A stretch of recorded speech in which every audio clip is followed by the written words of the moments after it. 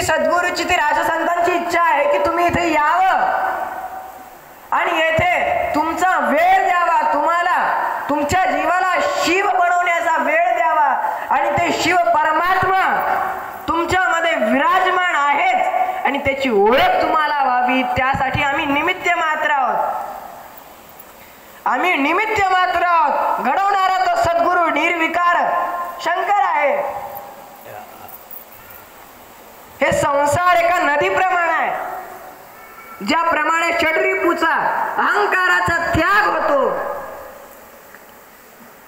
त्याच वेळी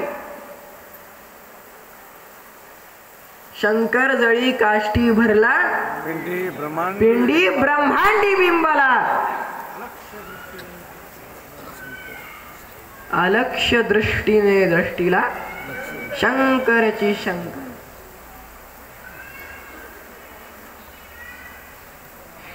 जेव्हा तुम्ही सद्गुरूच्या सानिध्यामध्ये येता, पाप ताप दैन्य गेले.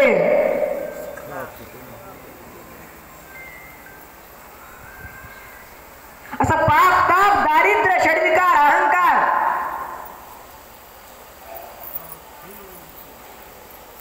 तुम्ही सद्गुरूच्या चरणी अर्पण करता. आणि तेव्हाच जेव्हा तुम्ही अहंकार त्यागता, अहंकार असताना तुम्ही देवाला शोधता. तुमच्यामध्ये अहंकार आहे, तुमच्यामध्ये वासना आहे, तुमच्यामध्ये मद आहे, मत्सर आहे, षड्विकारांचा तुमच्या शरीरावर ताबा आहे. तेव्हा तुम्ही देवाला शोधता आणि जेव्हा तुम्ही सद्गुरूच्या शरणामध्ये येता, तुमचं षड्रिपूंचा त्याग करून सद्गुरूंना दान करता, तेव्हा देव स्वतः तुम्हाला हुडकतो. भव नदी के उस किनारे, भव नदी के उस किनारे प्रभु खड़ा बाहे पसारे. प्रभु मिलन के अवसरों को कब तलक खोता रहेगा. या वाक्याप्रमाणे जी नाव आहे,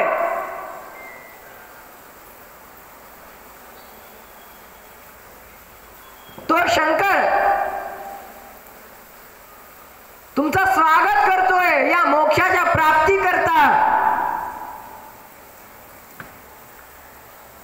हे संसार म्हणजे भवसागर आहे आणि या भवसागरामध्ये